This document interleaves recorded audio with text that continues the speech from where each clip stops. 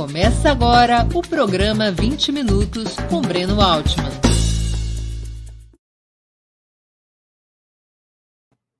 Bom dia! Hoje é 14 de abril de 2021. Está começando mais uma edição do programa 20 Minutos. Nosso convidado do dia é André Singer, jornalista e cientista político. Professor livre-docente da Faculdade de Filosofia, Letras e Ciências Humanas da Universidade de São Paulo, é autor de importantes obras sobre o período petista à frente do governo nacional, entre as quais Os Sentidos do Lulismo, de 2012, e O Lulismo em Crise, um quebra-cabeça do período Dilma, de 2018, ambas publicadas pela editora Companhia das Letras.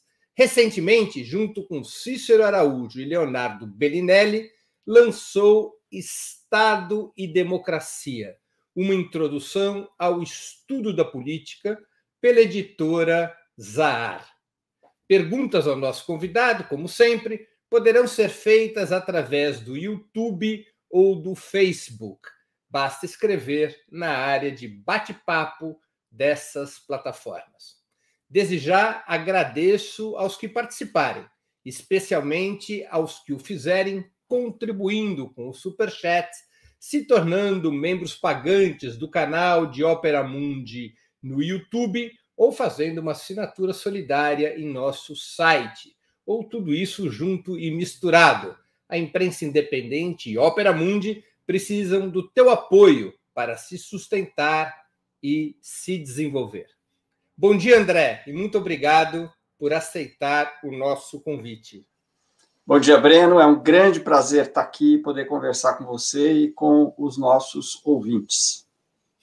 André, eu queria começar a sua conversa pelo teu livro mais recente, Estado e Democracia. Do que se trata essa obra e como poderia ajudar os brasileiros e brasileiras nesse momento tão difícil? Breno, muito obrigado pela pergunta. É importante para mim poder falar deste livro agora. Eu e o professor Cícero Araújo, durante muitos anos, e já há muitos anos atrás, demos o curso de Política 1 na Universidade de São Paulo, que é uma introdução à política, e decidimos, num certo momento, transformar essas nossas aulas de introdução à ciência política num livro que é este. Convidamos o Leonardo Bellinelli, que é um jovem pesquisador, um doutorando recente, que nos ajudou a completar, então, esse trabalho. Trata-se basicamente do seguinte: são 6 capítulos, esses capítulos eles seguem em ordem cronológica. Nós começamos na Antiguidade, com a invenção da política e da democracia na Grécia Antiga, e vamos caminhando até a atual crise da democracia. É o que nós chamamos de um procedimento histórico-conceitual, porque nós acreditamos que é só por meio da história que se consegue apreender a política, mas, por outro lado, é preciso de conceitos, esses conceitos vão sendo encaixados no processo histórico.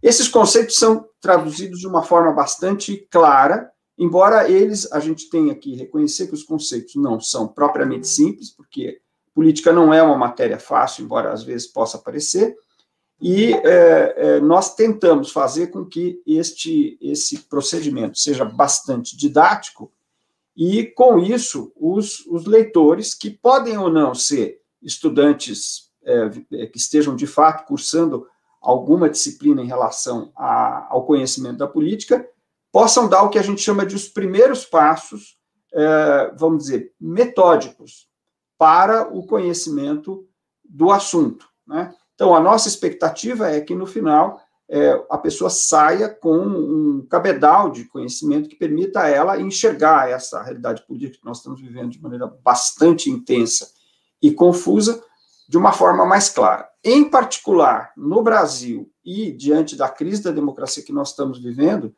nós temos a esperança de que esses conceitos possam ajudar bastante os nossos leitores a decifrar o que está acontecendo. Não é um livro de conjuntura, não é um livro que pretenda, então, dar respostas diretas aos problemas, ele coloca os problemas da crise atual da democracia com essa expectativa de ajudar a um conhecimento racional e científico dentro do possível, dentro do que é possível em ciências humanas, né, desse tema.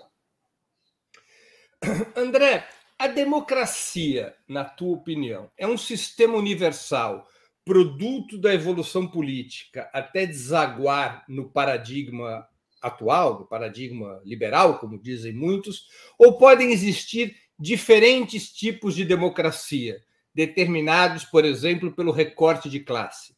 Podemos falar, por exemplo, em democracia burguesa e democracia proletária, como é da tradição do marxismo, ou existe apenas democracia?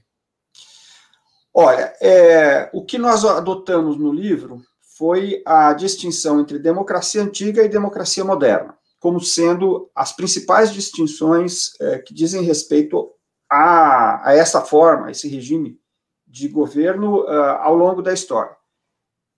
E nós até advertimos, né, de que a democracia antiga e a democracia moderna são tão diferentes que às vezes fica um pouco difícil aceitar que se trata da mesma coisa. Porque, de fato, há uma ruptura entre o que se pensava antes como democracia, que era a participação direta dos cidadãos nas decisões, e isso, de certa forma, toca no tema que você propôs, ao qual eu já vou chegar, e a democracia moderna por definição, uma democracia de tipo representativo.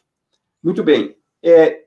Feita essa distinção fundamental, que é aquela que nós entendemos que está na tradição ocidental, eu diria que não se deve falar em democracia burguesa e democracia proletária, por exemplo. Nós temos a democracia moderna entendida como uma democracia de tipo representativa, por razões que a gente pode discutir melhor, se for o caso, mas sem querer me alongar, e dentro da democracia moderna, nós temos mecanismos de participação direta, ou seja, é uma democracia representativa, mas com mecanismos de participação direta possíveis, às vezes mais, às vezes menos, e essa possibilidade vai fixar o grau de intensidade da democracia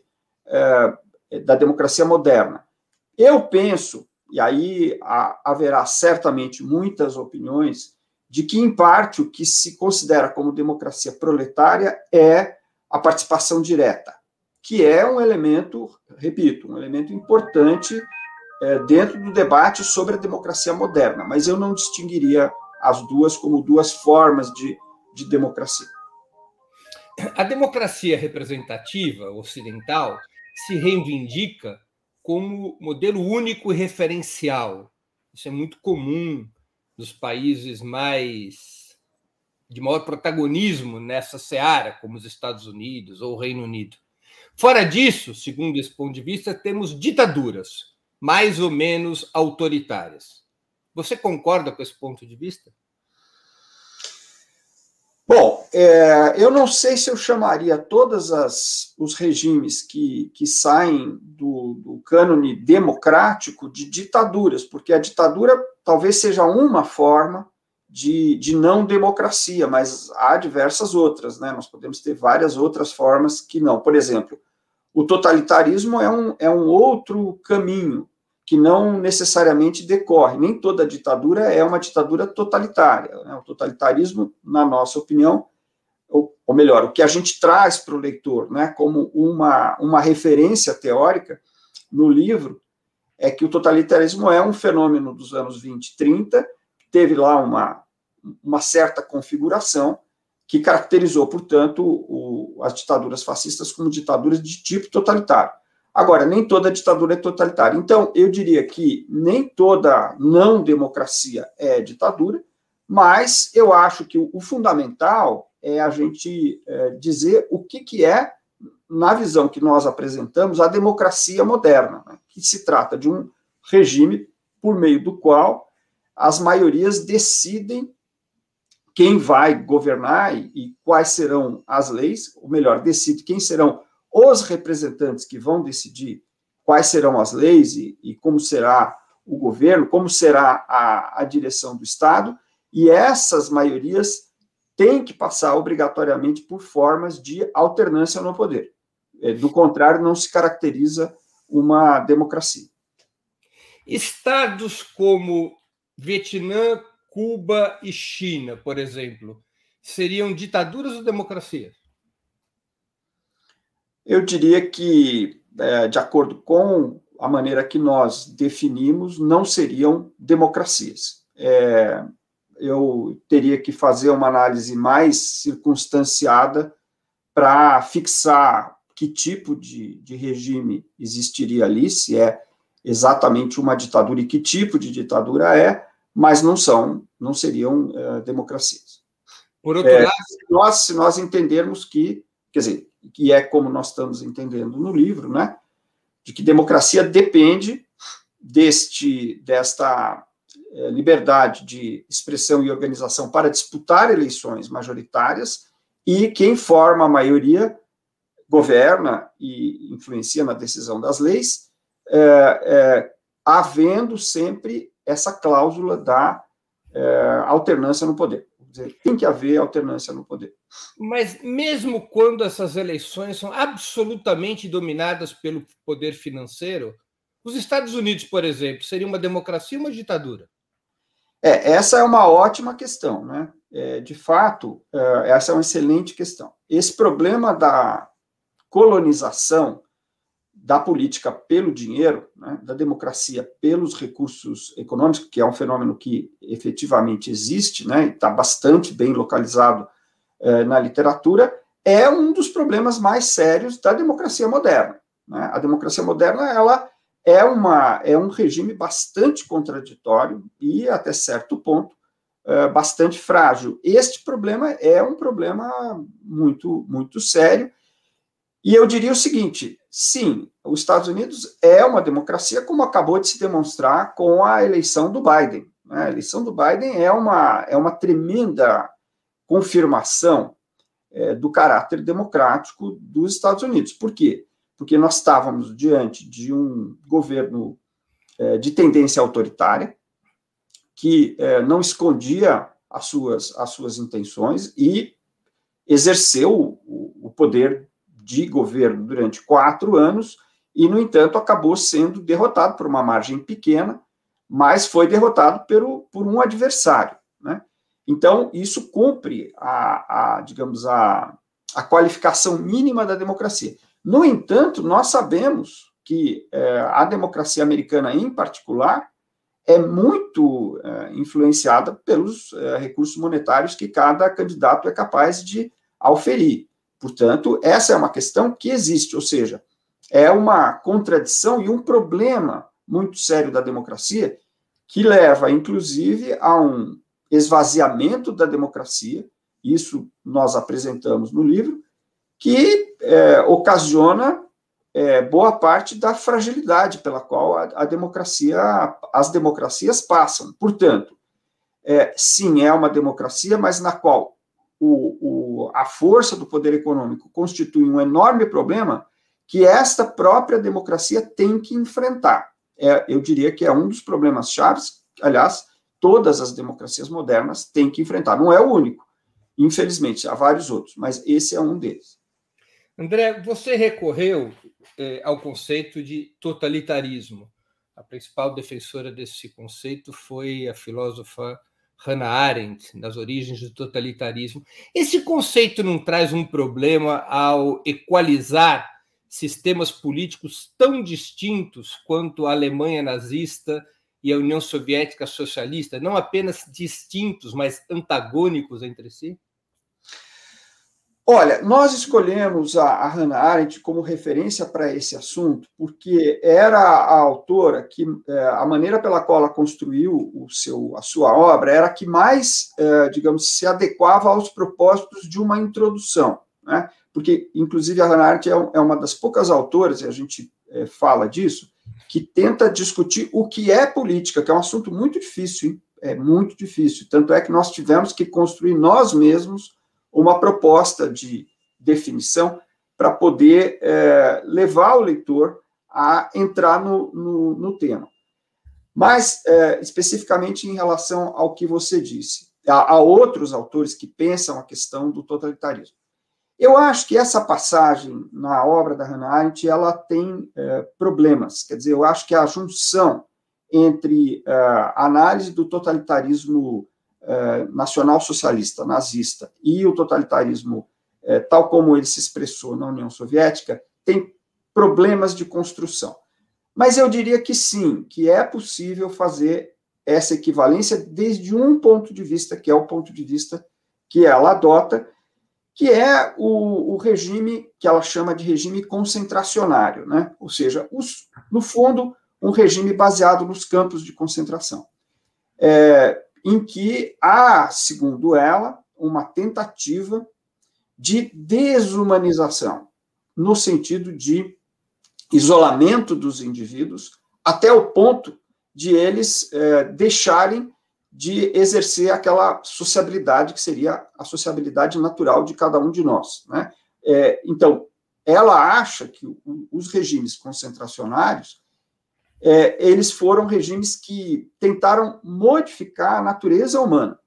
Nesse sentido, eu acho que sim, que é possível fazer uma equivalência entre o nazismo e o stalinismo, e eu acho que ela própria anota, né, que nos regimes, nos campos soviéticos, não havia, digamos, essa coisa científica, né, de extermínio, como aconteceu,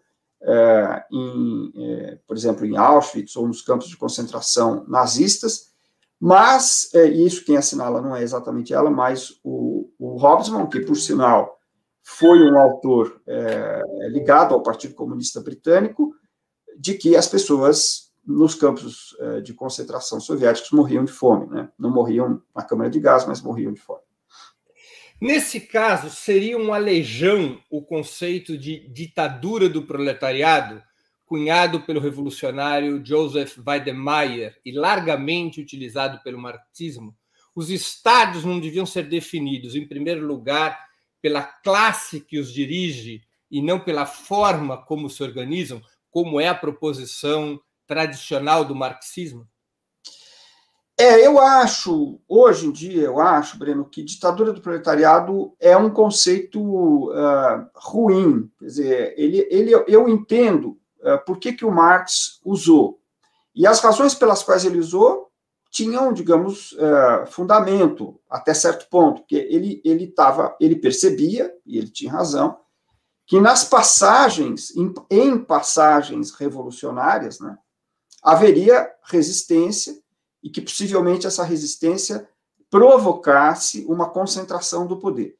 Acontece que eu acho que ele tinha na cabeça a referência antiga, a referência romana, né, que é a ideia de uma ditadura que era constitucional, por assim dizer, se a gente pudesse fazer uma metáfora, porque as coisas mudaram tanto que fica difícil falar em Constituição. Mas, digamos assim, estava nas leis a ideia de que você poderia ter um período curto, determinado, de concentração de poder. Acontece que, em condições modernas, nada funcionou assim, né? Ou seja, aquilo que era para ser imaginado como uma concentração rápida do poder se tornou permanente, né? E com características eu diria, não só de uma ditadura, por isso que eu falo que a não-democracia tem vários tipos, mas propriamente de uma tirania, né? E, na opinião da Hannah Arendt, levando, inclusive, a uma experiência de tipo totalitária. Então, na minha opinião, isso é um assunto que não está muito desenvolvido no livro, porque não era o propósito, é um assunto mais específico. Mas, na minha opinião, a ditadura do proletariado é um conceito que não contribui, sobretudo, não contribuiu para o desenvolvimento do movimento socialista. Agora, do ponto de vista da caracterização do Estado, e aí eu chamo a atenção para essa pergunta, a obra do Lenin, Estado e Revolução, o marxismo insistia na tese de que todo Estado, não importa a sua forma, se democrática ou autoritária, é uma ditadura de classe. Essa é a outra faceta do conceito de ditadura do proletariado. Todo Estado é uma ditadura de classe. Você acha que essa é uma concepção ultrapassada? Eu acho que sim. Eu acho que o Lenin, e eu acho que, com perdão da falta de modéstia, o Marx não entenderam bem o fenômeno da democracia. Quer dizer, a democracia, claro que eu imagino que o que o Lenin tinha no fundo da cabeça é o seguinte: no civil, nenhuma transição democrática para o socialismo. Portanto, democracia significa manutenção do capitalismo, portanto, a democracia é o regime da burguesia, que é o regime do capitalismo. O problema é que o que eu acho que o Lenin não viu e o Marx também não viu, embora seja mais difícil pedir ao Marx, porque isso que eu vou dizer agora aconteceu depois do Marx, mas aconteceu em parte, em vida do Lenin, as possibilidades que a democracia trazia. Ou seja, o fato é que, apesar de muitas contradições, mas a vida humana é sempre contraditória, né? Tudo na vida humana, na vida social, é completamente contraditório. Então, não é uma exceção. O fato é que nas democracias foi possível a classe trabalhadora conquistar grandes avanços, inclusive avanços os quais apontam nitidamente na direção do socialismo. Não é? Por exemplo, o estado de bem-estar social. Não haveria estado de bem-estar social se não houvesse, se não tivesse havido luta socialista e uma perspectiva socialista, porque isso, obviamente, não está na perspectiva do capitalismo. Né? E eu vou mais longe, e aí esse agora realmente é o elemento chave do ponto de vista de uma ciência política progressista, é que a democracia é uma conquista socialista. E a própria democracia. Quer dizer, acho que as evidências hoje são claras de que não é o capitalismo que produz a democracia, é que no capitalismo a luta socialista foi capaz de levar à democracia. E a expansão da democracia que agora está ameaçada, bastante ameaçada. Então, esse jogo todo, né, em que você tem muitas possibilidades de ampliação, acho que não estavam contidas dentro dessa ideia de que a democracia é uma ditadura. Né? E eu tenho a impressão de que aí realmente faltou uma ampliação do conceito. Agora, André, por outro lado, todas as tentativas democráticas de transição a um regime pós-capitalista, ao longo da história do século XX e mesmo do século XXI, tiveram como resposta contra-revoluções ativas ou preventivas que interromperam esses processos. Ou seja, há um limite para a democracia representativa, ou seja, pode tudo menos mudar a natureza do sistema econômico e do Estado? Olha, eu acho que o grande exemplo disso que você está dizendo, e talvez o único que eu conheça, seja o Chile de Allende. Porque nunca que eu conheça na história se levou tão longe, e por isso eu acho essa experiência particularmente importante, se levou tão longe a ideia de que você poderia fazer uma transição para o socialismo absolutamente dentro da democracia. E você tem toda a razão, ela foi interrompida por um golpe militar contra-revolucionário violentíssimo. Né? Então, sim, é claro que dentro desta visão de que a democracia pode se expandir até permitir uma transformação mais global, ela enfrenta problemas como esse, por exemplo, de uma intervenção violenta que impede, que é antidemocrática, impede a democracia de seguir o seu curso. Mas, por outro lado, eu acho que nós precisamos considerar também que a própria ideia de o que é o socialismo, a partir de um certo momento, ficou em questão. Né? Por quê? Porque as experiências de absoluta centralização econômica revelaram determinados limites que me parece que não foram nem teórica nem praticamente superados. Ou seja, nós hoje, né, tenho a impressão, não sabemos à esquerda exatamente o que é o socialismo enquanto algo que supera completamente o capitalismo. Então, eu acho que nós temos evidências de que a luta socialista e a perspectiva do socialismo transforma o capitalismo na direção do socialismo, em alguns casos, de maneira bastante ampla. Né? E, repito, não haveria saúde pública, não haveria educação pública, não haveria sufrágio universal se não fosse a perspectiva socialista. Agora, insisto, se nós olharmos para o problema da socialização e que, na prática, constituiu a estatização completa dos meios de produção, nós chegaremos num ponto em que ela não se revelou propriamente socialista, no sentido de garantir a liberdade e a igualdade e a fraternidade, que, no fundo, eu acho que é a perspectiva do socialismo. Então, também aí nós temos questões que apontam para o seguinte: nós temos que garantir que a democracia possa se expandir na direção do socialismo, que nós não sabemos exatamente o que é, e, portanto, que as sociedades possam fazer diversos tipos de experiência dentro da democracia. Então, o nosso problema é discutir como preservar a democracia. Agora, essa tradição de golpes contra-revolucionários, embora o caso mais típico que você citou tenha sido o Chile, ele se repetiu também em experiências que nem se projetavam claramente como socialistas, não é?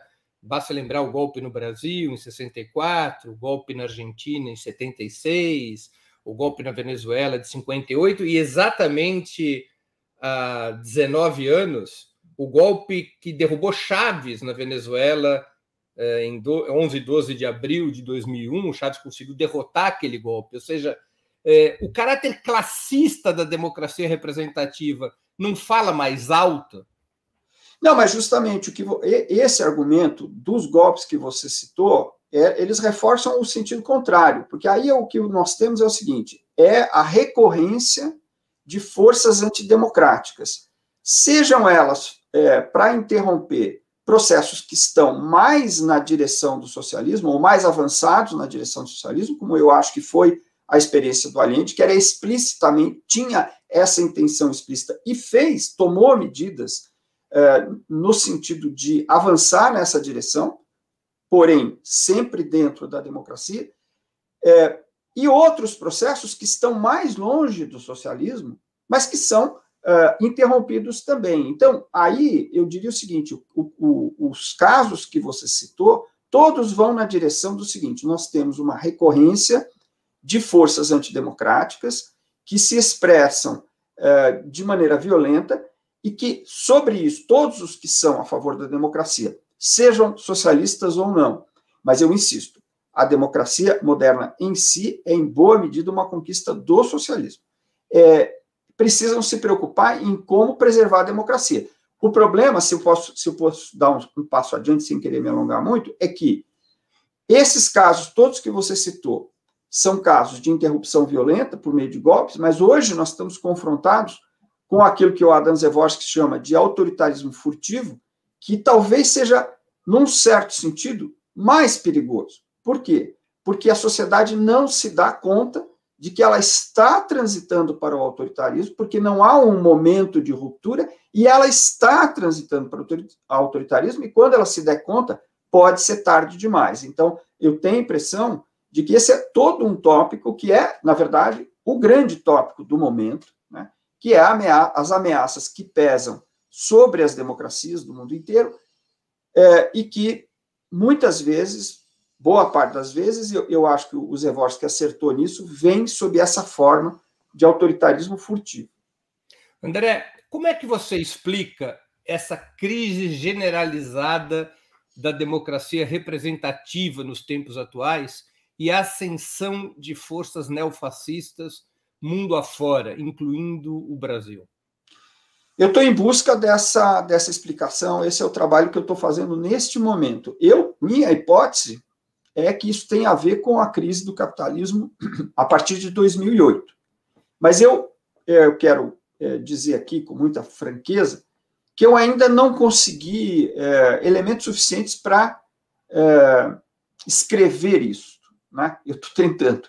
Porque, na verdade, esta crise do capitalismo, que muitas pessoas comparam com a crise de 1929, ela veio com uma característica estranha, que é a seguinte: em lugar de uma grande depressão, como foi chamado o período pós-1929, nós estamos vendo uma espécie de estagnação que é, curiosamente, né, equilibrada pelo processo de crescimento da China, porque a China não está parada, não está em estagnação, né? A China continuou crescendo desde 2008, parou em alguns, ou melhor, diminuiu um pouco o ritmo em alguns momentos, mas continua crescendo, e com isso a economia mundial tem um crescimento pequeno, mas real, em boa medida, graças à China. Agora, nos países desenvolvidos ocidentais, há esta situação de estagnação, porém, ela não é depressão, e, sobretudo, no caso dos Estados Unidos, antes da pandemia, houve um fenômeno de crescimento grande do emprego. Por quê? Porque, na verdade, há um novo modo de intervenção na economia por parte dos bancos centrais, em particular do Banco Central norte-americano, do FED, que transformou as economias num gigantesco escoadouro de dinheiro, né?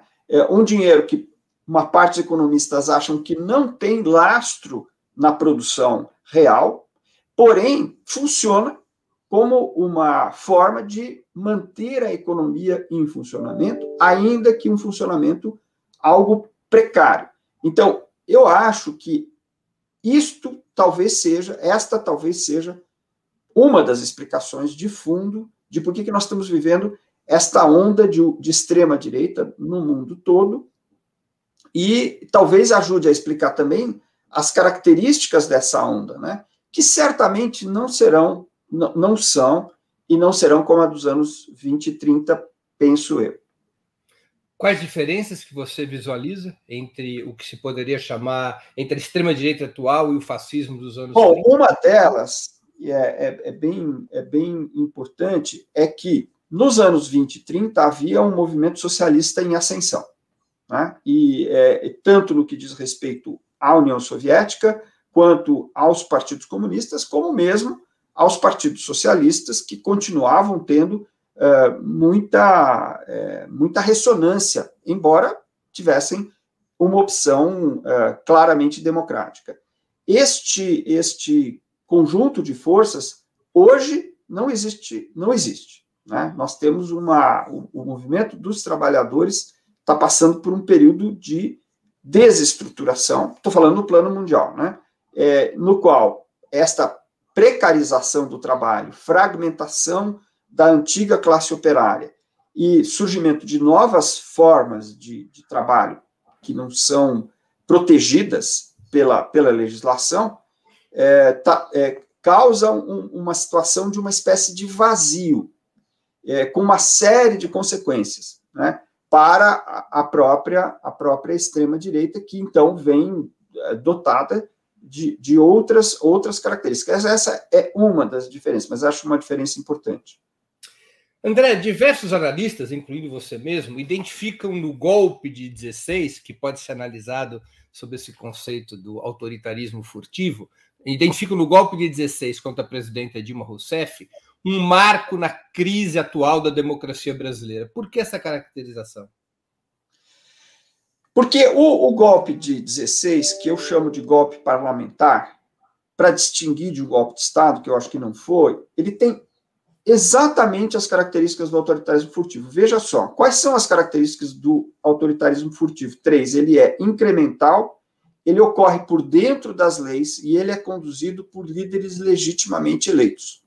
Então, nós temos aí um processo que é gradual, e ele é tão gradual que a sociedade não percebe que ele está acontecendo, porque ele vai acontecendo no dia a dia, ele não acontece de uma vez, não tem os tanques na rua. Inclusive, eu acho que nós todos... Não tem um dia D. Não tem o dia D, e a gente fica muito prisioneiro, eu acho, de uma imagem do nosso passado, que é muito forte, de golpe. A ideia de que nós vamos ter um golpe de Estado. Não, nós não vamos ter um golpe de Estado, nós estamos tendo golpes todos os dias. Quer dizer, os golpes são pequenininhos, bem pequenininhos, homeopáticos, mas eles estão ocorrendo. Nós não estamos numa situação democrática normal no Brasil. Não estamos.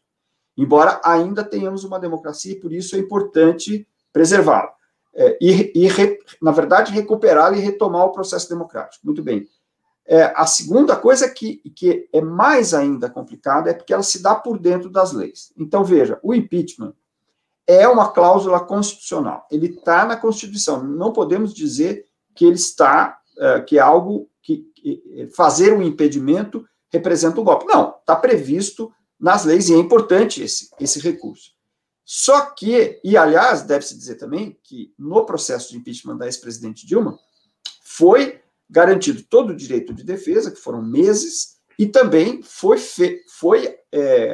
a direita conquistou a maioria constitucional necessária para fazer o impedimento. Então, onde está o problema legal?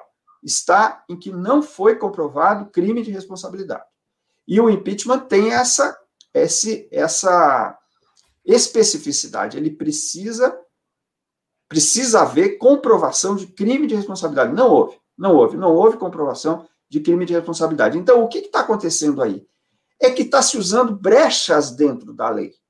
Esse é o problema. O autoritarismo ocorre por dentro das leis. Isso confunde brutalmente a sociedade. Por isso eu tenho falado a favor de que nós pensemos numa nova legislação de proteção da democracia que feche brechas que possivelmente nem tivessem identificadas. Porque dentro de um pacto político democrático, o que eu acho que foi respeitado entre 1989 e 2014, é razoável que você tenha um certo arsenal legal que permita, inclusive, o impeachment. Muito bem. E a terceira coisa é de que as eleições continuam a ocorrer. Portanto, você elege-se, né, líderes autoritários, mas que têm legitimidade eleitoral para conduzir o processo autoritário, o que também confunde muito a sociedade, porque, bom, mas ele foi eleito. Ele foi eleito, mas ele não foi eleito para acabar com a democracia. Isso não é permitido pela Constituição, né? Isso não pode fazer isso.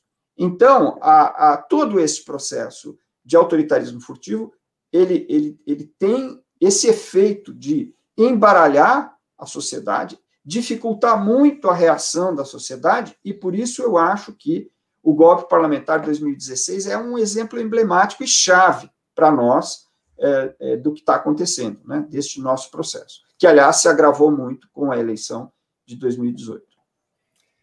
André, na tua opinião, por que foi tão fácil a derrubada do governo Dilma Rousseff e a ruptura do Pacto de 88, ainda que os governos petistas tenham alcançado elevados níveis de popularidade? O PT e a esquerda não se prepararam para a hipótese de uma contra-revolução preventiva?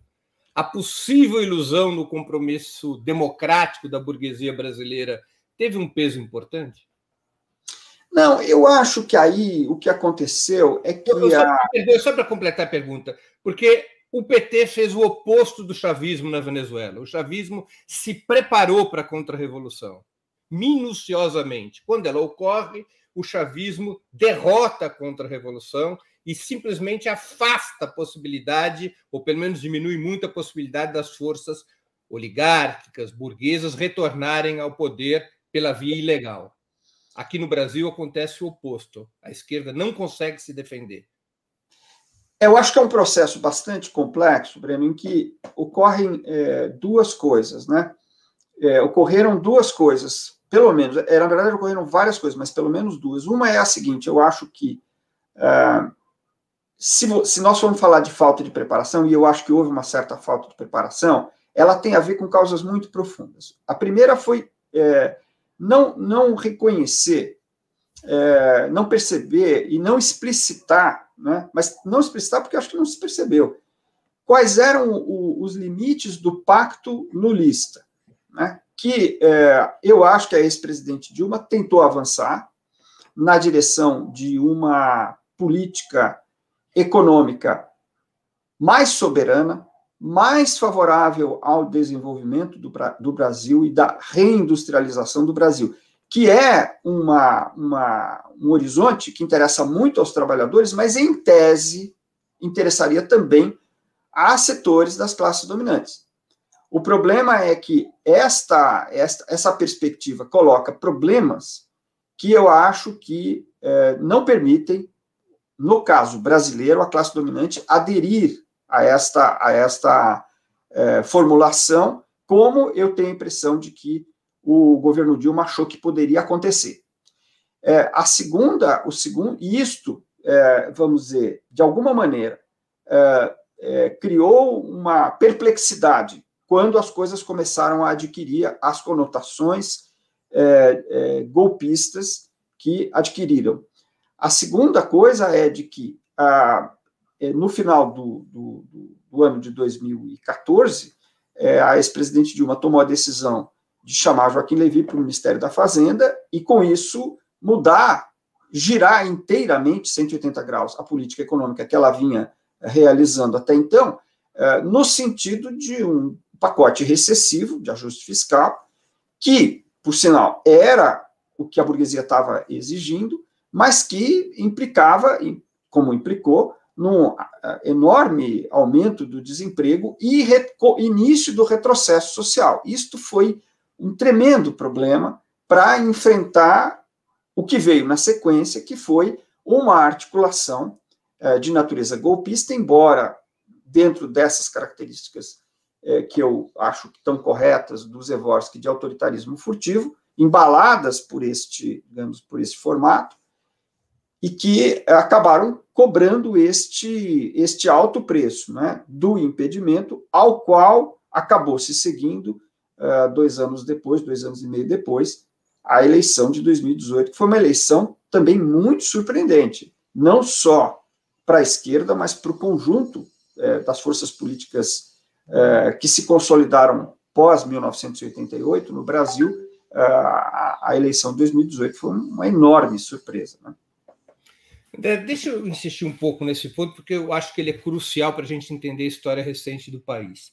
Se os limites históricos da democracia representativa, especialmente nos países periféricos, são os interesses de classe, da classe que dirige o Estado, da burguesia e dos seus aliados principais, se esses são os limites e, portanto, a democracia representativa historicamente entra em tensão e risco no processo latino-americano, para nos circunscrever a nossa região, não seria obrigação de um partido de esquerda, mesmo um partido que queira fazer reformas, mesmo um partido que não propugne a transição a um novo sistema, um sistema socialista, não seria obrigação de um partido de esquerda se preparar para essa contradição? Repito, como fez o chavismo, o que quer dizer se preparar? Buscar hegemonia em todas as instituições do Estado, buscar hegemonia sobre as Forças Armadas, mobilizar e organizar o povo como fator de poder, se preparar para reagir ao momento em que a burguesia faz a opção pelos seus interesses de classe contra a democracia representativa, como aconteceu no Brasil em 2016? Olha, eu acho que a questão aí é a seguinte, sobretudo, a questão principal é a politização da sociedade e dos trabalhadores, né, que são a imensa maioria. Politização significaria explicitar determinadas contradições que eu acho que, de fato, existem mesmo, né? Neste processo, agora nós estamos falando de como tudo isso que a gente conversou antes, né, em teoria, está se traduzindo na nossa realidade conjuntural brasileira. Então, há muitas contradições importantes, explicitar essas contradições, de fato, é muito importante para poder enfrentar as situações que ameaçam a democracia. Agora, para politizar, é preciso explicitar determinadas contradições que o Pacto Lulista procurou amainar, né, a explicitação delas. E eu acho que ele fez assim porque a realidade do eleitoral do Brasil é uma realidade na qual o peso do conservadorismo, inclusive do conservadorismo popular, é importante. Então, digamos assim, você tem aí uma lógica de natureza eleitoral que predominou e teve resultados, mas ela também teve custos, né, no sentido de um déficit de politização, na qual determinadas contradições poderiam e, do ponto de vista que nós estamos conversando aqui, deveriam ter ficado mais claras, sim. O PT tinha projeto de poder ou só projeto de governo? Se não tinha, deveria ter tido? Eu acho que o PT, desde o início, fez uma aposta na democracia e digamos, na competição eleitoral. E essa aposta teve resultados incríveis, porque o PT, que era um partido muito pequeno de início, no qual praticamente ninguém apostava no sentido do seu potencial eleitoral, né, foi um fenômeno tão importante no Brasil que ele, do ponto de vista da ciência política, ele é que estruturou o atual sistema partidário, né? Tanto assim que no Brasil você tem um fenômeno incrível, porque a primeira força partidária, né, no Brasil é o PT, continua sendo o PT. Quando a gente pergunta para o eleitorado se tem simpatia por algum partido, qual partido, sempre o PT está muito acima de todos os demais, mesmo depois de todas as crises. E a segunda grande força, e que em alguns momentos pode até ser a primeira, é o antipetismo. O antipetismo é a segunda grande força, entre aspas, né, partidária, porque não há um partido que represente o antipetismo. Mas ele, por exemplo, foi um elemento importante na vitória do atual presidente da República em 2018. Então, essa aposta, né, na democracia e na competição eleitoral teve esses resultados, mas, de fato, né, as contradições foram se extremando, né, ou foram se tornando mais agudas, sobretudo, e aí eu volto para a questão anterior que você me perguntou, olhar para 2008, né, porque, de algum modo, essa agudização das contradições no Brasil talvez tenha a ver justamente com o processo que começa mundialmente em 2008 de um novo arranjo capitalista, dentro do qual os problemas do desenvolvimento brasileiro bateram num teto, parecem ter batido num limite, né, que acabou tendo uma série de repercussões políticas e vice-versa, porque a política acaba sendo também, como dizia Lenin, se não me engano, economia concentrada, né? Esse momento em que você fala do Lenin está gravado. Mas eu não tenho nenhum preconceito. Eu acho que enfim, eu entendo dessa maneira, quer dizer, uma aposta feita lá atrás, na fundação do partido, 1980, com esses resultados e esse processo. O PT é peça central, né, da história brasileira deste segundo período democrático, entendendo que o primeiro foi aquele que começa em 1945 e vai até 1964, e o segundo pleno, né, é este que vai de 1988 a 2014, e depois nós entramos nesta crise na qual nós estamos, da qual eu espero que a gente saia conseguindo preservar e retomar a nossa democracia. Nós temos aqui duas perguntas da professora Yara Frateschi. Eu vou lê-las juntas, porque elas têm conexão. André, por que a classe dominante desistiu do acordo super rentável que tinha com o PT, pavimentando o caminho do golpe parlamentar? Não foi só porque a Dilma cutucou a onça com vara curta, certo? Olha, Yara, muito obrigado pela pergunta. Prazer em te ouvir aqui por meio do Breno. Eu não sei. Eu tentei responder essa pergunta com algumas hipóteses nesse artigo que você citou, Cutucando Onças com Varas Curtas. Eu acho que, digamos assim, a crise de 2008 colocou certos problemas que, aliás, reiterando o que nós já falamos, não foram bem vistos, né? Esses problemas foram enfrentados pela ex-presidente Dilma com uma proposta avançada. Ela tentou superar os problemas colocados indo para frente e não indo para trás. E toda a orientação internacional do capitalismo, a partir, sobretudo, do G20 de 2011, de meados de 2011, foi pela política de austeridade, né? Ou seja, o oposto do que a ex-presidente Dilma resolveu fazer, na minha opinião, de uma maneira muito meritória, mas que acabou gerando uma frente única burguesa no sentido de restaurar a ligação entre o Brasil e a orientação capitalista mundial, que naquele momento era de austeridade. Eu acho que aí tem um nó, né? E é um nó que, não por acaso, na minha opinião, reproduz, guardadas muitas diferenças, o nó que se deu em 64, onde também o Brasil foi confrontado com uma possibilidade de superação de uma, vamos chamar assim, um termo um pouco antigo, mas real, de uma dependência que o limitava no seu propósito de desenvolvimento e acabou tendo um desfecho regressivo.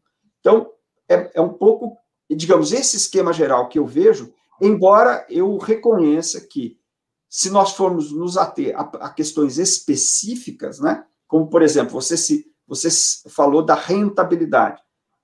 Aí tem questões, né, porque, na verdade, nos anos 2011, 12, 13, a rentabilidade, a lucratividade de alguns setores, alguns, não todos, caiu, né? Caiu porque a economia mundial já não estava funcionando a pleno vapor e a brasileira também não. Então, eu reconheço que há questões específicas que têm que ser aprofundadas, mas essa é a minha maneira geral de interpretar o período. André, o chamado republicanismo não ajudou a minar as condições de resistência do PT, com um nível de autonomia do Ministério Público, da Polícia Federal e de outras instituições repressivas que praticamente não tem paralelo com outros países? Bom, aí eu tenho uma opinião muito particular. Eu sou a favor da independência do Ministério Público, apesar de todas as distorções que muitas vezes ocorrem. Porque eu acho... O nível que tem a independência no Brasil, que não tem paralelo... Ela é muito alta, mas eu continuo achando que é um instrumento em si, um instrumento democrático de freios e contrapesos. Agora, eu reconheço, sim, que ela é passível de grandes distorções, como, de fato, ocorreram em alguns momentos, assim como setores do judiciário, eu repito, setores, né? Mas setores que tiveram um papel fundamental neste processo de golpe parlamentar, à medida em que eles tiveram um comportamento faccioso. Mas eu procuro dizer, no meu livro, no Lulismo em Crise, que a Operação Lava Jato, por exemplo, ela tem um lado republicano, embora tenha também um lado faccioso, visivelmente voltado para a destruição do PT e do ex-presidente Lula em particular, né, o qual tem um papel muito importante em todo este processo e na constituição do que eu chamo de campo popular.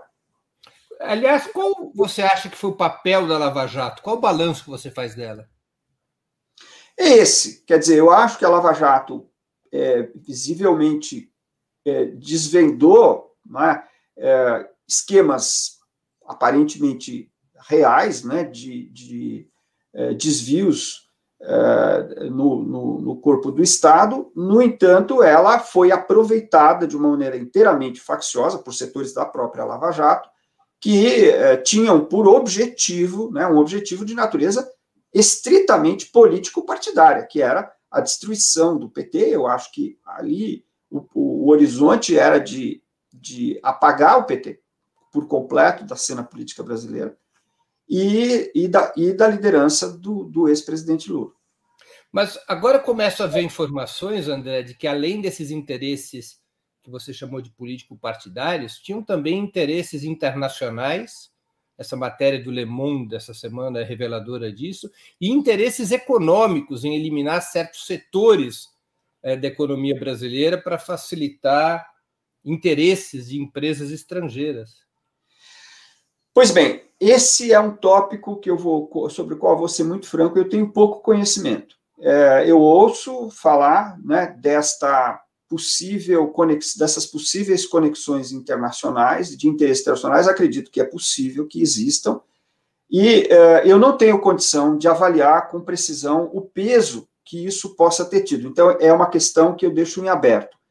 Eu apenas queria assinalar o seguinte: estudando a política brasileira, que, na verdade, foi o que eu fiz ao longo de todos esses anos, né, esta minha incursão na teoria, é algo, digamos, relativamente excepcional no trabalho que eu tenho feito, mas eu gosto muito, o que esse estudo me mostrou é que as forças de classe internas são as decisivas. Essa é a minha, foi aonde eu cheguei. E eu estou falando agora em geral, né? E, portanto, se nós vamos explicar, por exemplo, falar do golpe de 64, eu acho que o que predominou, eu não estou dizendo que não houve, e sempre há, né, forças externas, nós estamos inseridos num sistema capitalista mundial. Se nós formos comparar, eu diria que o que predominou foi a dinâmica interna das classes. E esta é a minha visão, e eu acho que isso se repete, digamos assim, nesse período 2016, 2018, vindo até o momento presente. Portanto, insisto, eu não vou não tenho condição de dizer e de avaliar com precisão o peso real que possa ter tido esses interesses internacionais. Acredito que possa ter tido, mas eu não sei avaliar o grau. O bolsonarismo representa perigo de substituição do regime democrático representativo por um Estado policial, por uma ditadura aberta? Então, eu acho que nós não temos ainda, eu pelo menos, não tenho elementos para falar em bolsonarismo, porque, e eu digo isso como alguém que sugeriu a ideia de lulismo, né? Eu acho que o lulismo é um dado real, né, que está afiançado pelo que eu chamo de realinhamento eleitoral de 2006 e se mostrou potente o suficiente para levar o PT ao segundo turno de 2018 e não ficar longe, né? Num segundo lugar não longínquo, o que não é pouca coisa, sabendo-se por tudo que se passou e que nós conversamos, tivemos a oportunidade de conversar hoje aqui. Eu acredito que... me perdi um pouquinho, Breno. Como é que era mesmo o fio da meada?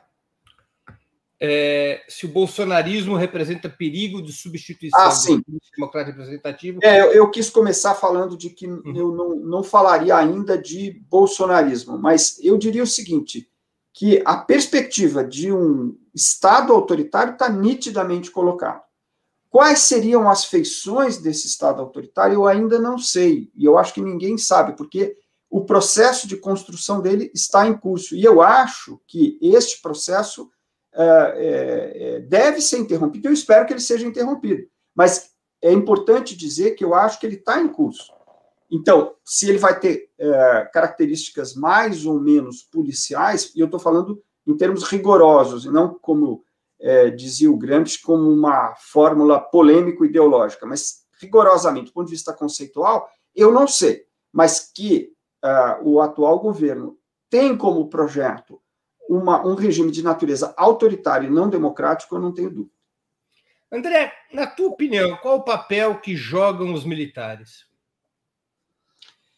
Este é um segundo, talvez seja o segundo fator aqui sobre o qual eu me declaro pouco competente. Eu tenho, modestamente, a impressão de que toda a universidade foi pega de surpresa com a volta dos militares à cena política em 2017.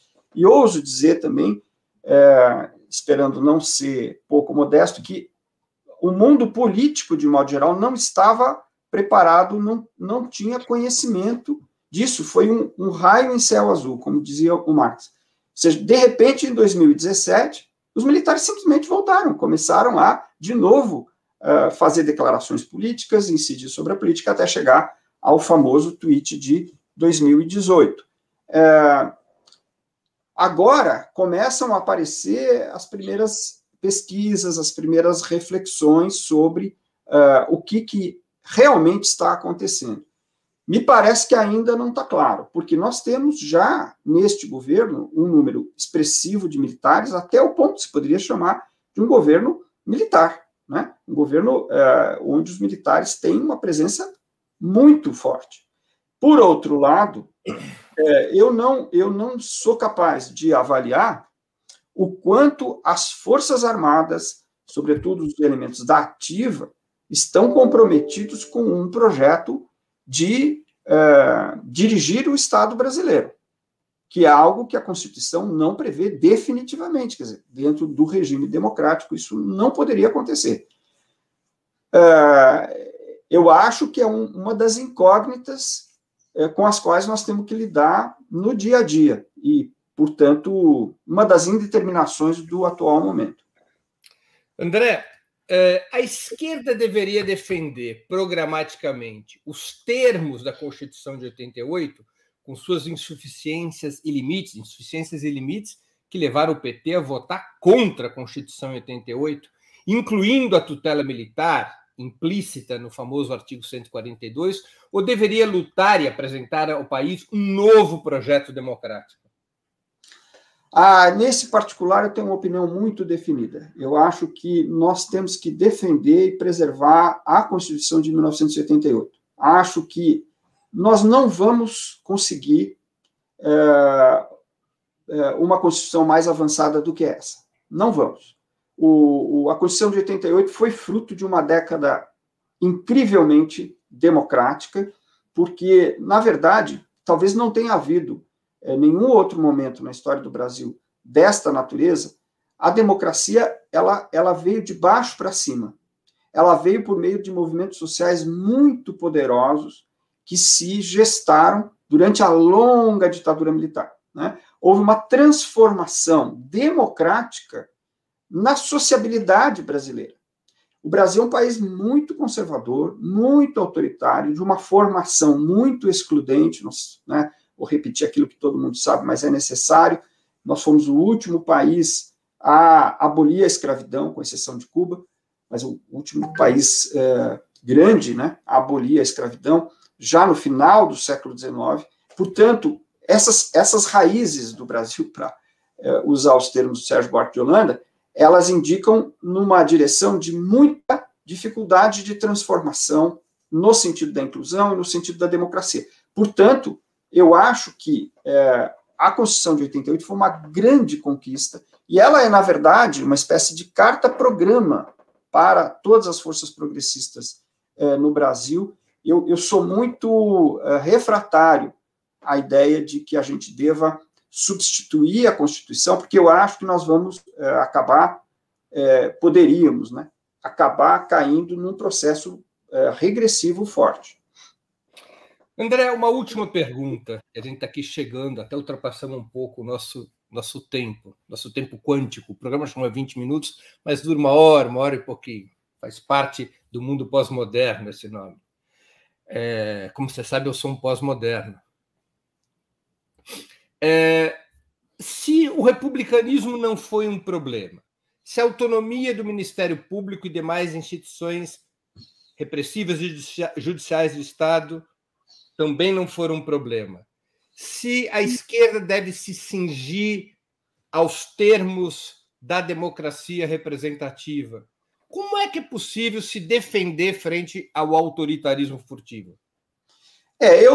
Hoje eu venho chegando porque você está fazendo uma pergunta mais estrutural. Nesse momento que nós estamos, que é um momento emergencial, eu acho que nós temos que pensar, num primeiro momento, numa unidade das forças progressistas, no sentido de compreender que o que está em jogo vamos dizer, a classe trabalhadora brasileira já perdeu muita coisa, como, por exemplo, a reforma trabalhista, o teto de gastos, a reforma da Previdência, mas agora nós estamos em face da possibilidade de perder a própria democracia. Então, essa consciência, eu acho que deveria levar a um processo de unidade, né, das forças progressistas, das forças de esquerda, do campo da esquerda, que a gente verifica que não é um processo fácil, né? Mas você está fazendo, eu acho, uma pergunta mais estrutural. Eu acho que a pergunta, a formulação a qual eu tenho chegado é a seguinte: é preciso pensar em processos combinados, em que, a par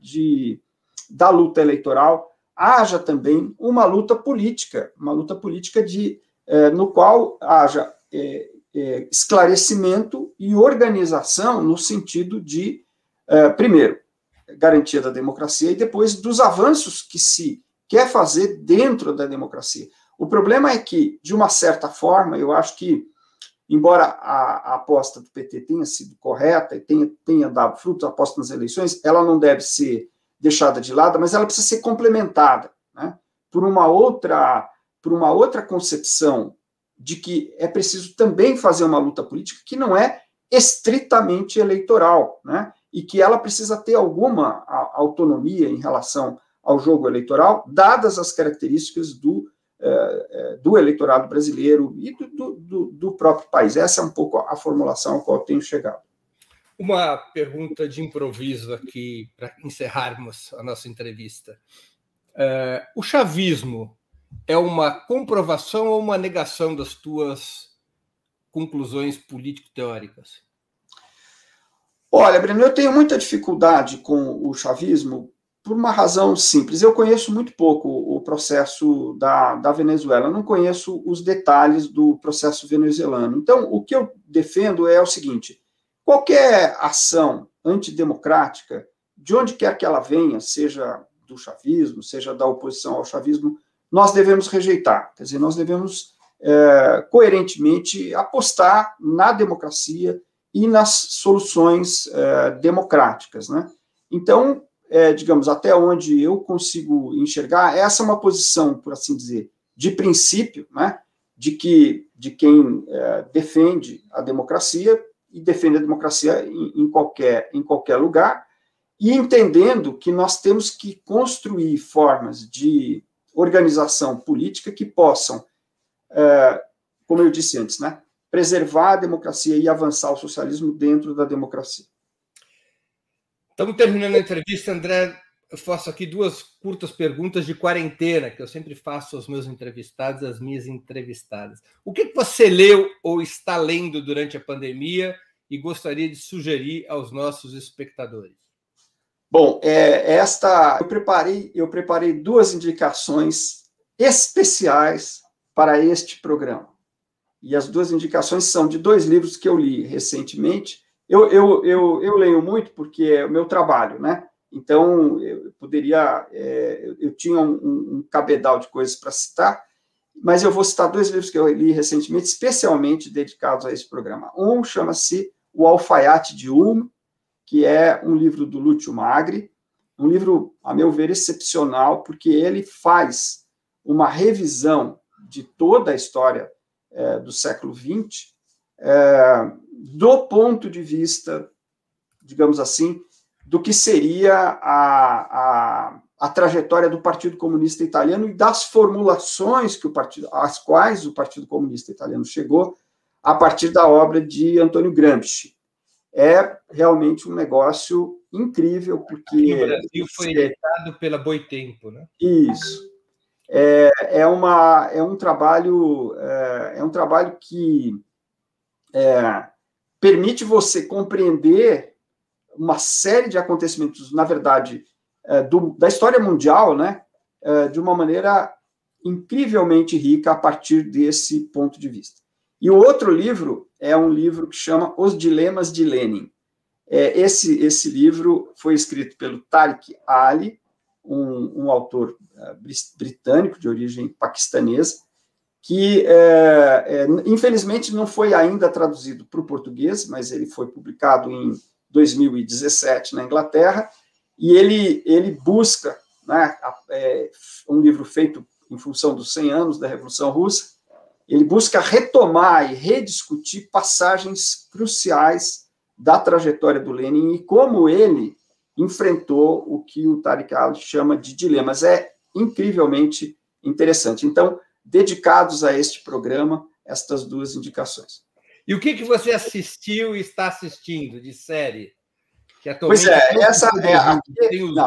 aqui eu ficarei devendo. Eu sou um leitor compulsivo, mas sou um televisivo muito esporádico, então séries não, eu vou ficar devendo ao programa. Espero que as outras duas compensem. Claro, duas indicações, a média ficou 1 e 1.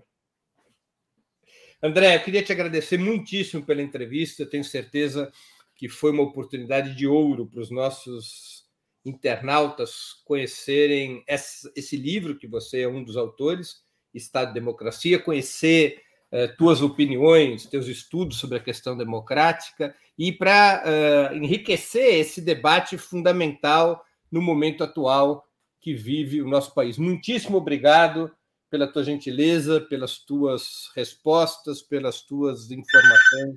e análises. Breno, eu que agradeço, foi um grande prazer estar aqui. Muito obrigado pela conversa, pela ótima conversa. Espero que os nossos internautas tenham gostado e que a gente possa voltar a falar proximamente. Muito obrigado. Bom dia, André. Encerramos assim mais uma edição do programa 20 Minutos. Nosso convidado foi o jornalista, cientista político e professor André Singer. A próxima edição do programa 20 Minutos será na sexta-feira, dia 16 de abril. Nosso convidado nessa data será o líder histórico do Movimento dos Trabalhadores Sem Terra, João Pedro Stedley. Dia 16 de abril é o 25º aniversário do massacre de Eldorado dos Carajás. Conversaremos com João Pedro Stedley sobre este episódio, sobre a luta pela reforma agrária no Brasil e sobre o momento político que vive o nosso país. Até lá e um grande abraço. Para assistir novamente esse programa e a outras edições dos programas 20 Minutos, se inscreva no canal do Opera Mundi no YouTube. Curta e compartilhe nossos vídeos, deixe seus comentários. O jornalismo de Opera Mundi é mantido com o seu apoio. Faça uma assinatura solidária em www.operamundi.com.br. Com um pequeno valor mensal, você nos ajuda no desenvolvimento de um jornalismo independente e de qualidade. Obrigado pela audiência e até a próxima.